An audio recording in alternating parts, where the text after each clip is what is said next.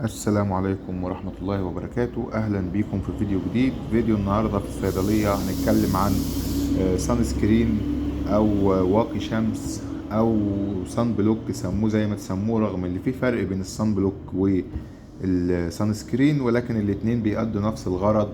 إن كان الصن بلوك بيمنع أشعة الشمس اللي هي ما تجيش على البشرة، السان سكرين بينقي، يعني بيمنع الأشعة، يعني أشعة الشمس بتيجي على البشرة عادي، ولكن بيمنع الأشعة الضارة فوق البنفسجية اللي هي بتعمل حرق أو اسمرار في البشرة.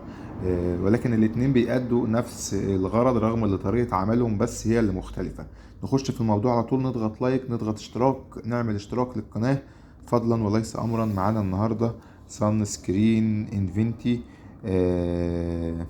مناسب لكل انواع البشره، خاصه العاديه والجافه. اتكلمنا قبل كده عن انفينتي سان سكرين جل، وقلنا اللي هو مناسب للبشره الدهنيه والبشره المختلطه، فيبقى اللوشن او الكريم انسب اكتر للبشره الجافه او العاديه، بحيث ما فيش بيبقى فيه زيوت شويه، مش زي الجل بيبقى خالي من الزيوت، ما يأثرش على البشره الدهنيه اللي هي اصلا بتطلع دهون من نفسها.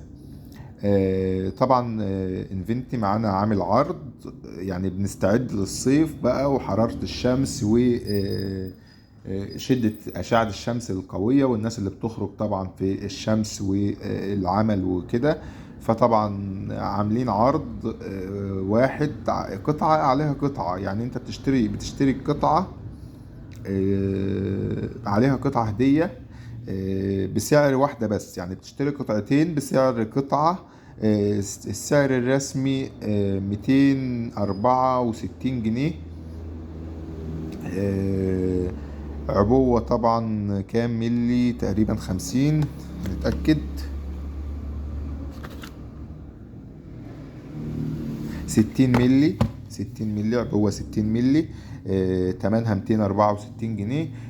طريقة الاستخدام: توضع قبل الخروج أو التعرض لأشعة الشمس بربع ساعة، ومفروض اللي هي أو من الأنسب يعني اللي هي تكرر كمان ساعتين، يعني بعد ساعتين تتشال وتتحط تاني. طبعا لو المشوار بسيط خلاص بتروحي مشوارك وبترجعي تشيلي السان سكرين او واقي الشمس.